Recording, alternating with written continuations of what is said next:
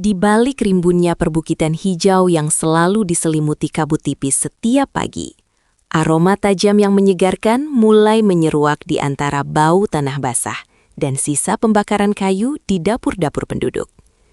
Siapa sangka, tanaman yang sekilas tampak seperti rumput liar yang tumbuh tak beraturan ini menjadi kunci bagi seorang pria paruh baya bernama Aris untuk memutus rantai kemiskinan yang telah membelenggu keluarganya selama bergenerasi-generasi. Dahulu, Desa Sukamaju hanyalah sebuah titik kecil di peta yang terlupakan, di mana tanahnya dianggap kurang subur untuk menanam padi atau palawija, karena konturnya yang miring dan berbatu. Aris, seorang pria dengan gurat wajah yang lebih tua dari usianya, menghabiskan masa mudanya sebagai buruh serabutan yang tenaganya dihargai sangat murah. Setiap hari, ia harus mendaki perbukitan dengan memanggul beban berat hanya untuk memastikan istri dan 2 anaknya bisa makan 2 kali sehari. Pakaian yang dikenakannya selalu basah oleh keringat, dan telapak tangannya mengeras, dipenuhi kapalan yang menceritakan betapa kerasnya kehidupan yang ia jalani. Seringkali, saat malam tiba dan ia berbaring di atas dipan bambu yang berderit, Aris menatap langit-langit rumahnya yang bocor, sambil bertanya-tanya apakah nasibnya akan selalu seperti ini. Ia melihat lahan warisan orang tuanya yang luas, namun terbengkalai, hanya ditumbuhi semak belukar dan ilalang, karena ia tidak memiliki modal untuk mengolahnya menjadi sawah yang produktif. Perubahan itu dimulai pada suatu sore yang mendung, saat Aris bertemu dengan seorang kawan lama yang baru saja pulang dari daerah seberang. Kawannya itu membawa seikat tanaman panjang dengan aroma yang sangat khas, aroma yang belum pernah Aris cium sebelumnya di desa itu. Tanaman itu adalah serai wangi. Kawannya bercerita bahwa di daerah lain, minyak yang dihasilkan dari tanaman ini sangat dicari oleh industri kosmetik, farmasi, hingga pembersih rumah tangga. Aris terdiam, matanya menatap tajam ke arah hamparan lahan tidurnya yang selama ini ia anggap beban. Sebuah ide mulai tumbuh di kepalanya, meskipun saat itu ia sama sekali tidak tahu bagaimana cara menanam, apalagi menyuling minyak dari tanaman tersebut. Dengan sisa tabungan yang sangat sedikit, yang sebenarnya disisihkan untuk biaya sekolah anaknya, Aris membulatkan tekad untuk membeli bibit serai wangi pertama. Ia sadar ini adalah perjudian besar, namun ia lebih takut pada kemiskinan yang abadi daripada kegagalan dalam mencoba hal baru.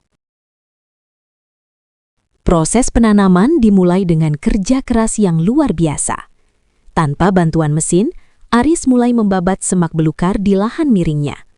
Setiap ayunan parangnya adalah bentuk perlawanan terhadap rasa putus asa. Matahari membakar kulitnya hingga menghitam, namun ia tidak berhenti.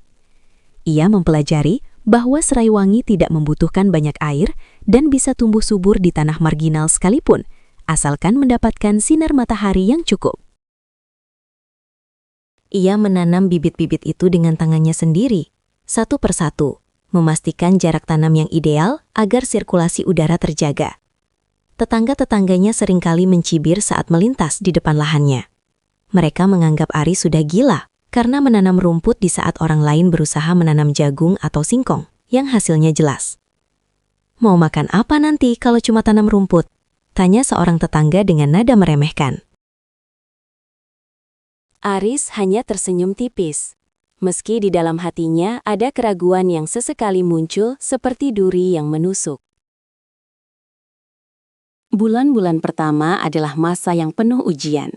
Hama ulat terkadang menyerang, dan cuaca yang tidak menentu membuat Aris harus ekstra waspada. Namun, ia memperhatikan setiap detail pertumbuhan tanamannya. Ia mulai memahami bahwa daun serai wangi yang siap panen memiliki tekstur yang kasar, dengan tepian setajam silet dan warnanya hijau pekat, yang jika diremas akan mengeluarkan aroma sitrun yang sangat kuat. Ketika musim panen pertama tiba, Aris tidak langsung menjual daunnya sebagai pakan ternak atau bahan mentah. Ia tahu nilai tambahnya ada pada minyak atsiri yang terkandung di dalamnya. Dengan bimbingan dari sebuah penyuluhan pertanian yang ia datangi di kota kabupaten, Aris mulai merakit alat penyulingan sederhana dari drum bekas dan pipa besi. Ia belajar tentang prinsip distilasi, bagaimana uap panas akan memisahkan minyak dari serat daun, dan bagaimana air pendingin akan mengembunkan minyak tersebut hingga menetes menjadi cairan emas yang berharga. Hari pertama penyulingan adalah hari yang paling menegangkan dalam hidupnya. Tungku api di bawah drum penyulingan terus ia jaga agar panasnya stabil. Suara kayu bakar yang berderak dan kepulan asap putih memenuhi gudang kecil di belakang rumahnya. Selama berjam-jam ia menunggu, matanya tidak lepas dari ujung pipa pengeluaran. Ketika tetesan minyak pertama yang berwarna kuning bening jatuh ke dalam wadah penampung, Aris jatuh terduduk. Ia mencium aroma itu, aroma yang begitu murni dan kuat, jauh lebih harum dari daun segarnya. Air mata menetes di pipinya yang kasar. Ia tahu, tetesan-tetesan kecil itu adalah jawaban atas doa-doanya selama ini. Minyak itu ia kumpulkan liter demi liter, dan saat ia membawanya ke pengepul di kota, ia terkejut dengan harga yang ditawarkan. Uang yang ia terima hari itu lebih banyak dari penghasilannya sebagai buruh serabutan selama 1 tahun penuh. Kesuksesan awal ini tidak membuat Aris jumawa. Ia justru melihat peluang untuk merangkul warga desanya yang juga hidup dalam kesulitan. Ia mulai mengajak para pemuda desa yang menganggur untuk ikut mengelola lahan dan belajar proses penyulingan. Aris memberikan bibit secara gratis kepada mereka yang mau menanam, dengan perjanjian bahwa hasilnya nanti akan disuling di tempatnya dengan sistem bagi hasil yang adil. Lambat laun, pemandangan di desa Sukamaju mulai berubah. Perbukitan yang dulunya coklat dan gersang, kini berubah menjadi hamparan hijau yang rapi. Bau asap yang biasanya hanya tercium dari dapur, kini bercampur dengan wangi citronella yang menenangkan.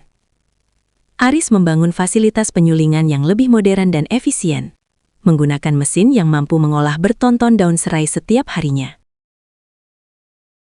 Ia juga mulai mempelajari cara mengemas minyak tersebut ke dalam botol-botol kecil untuk dijual langsung kepada konsumen, sehingga keuntungan yang didapat menjadi berlipat ganda.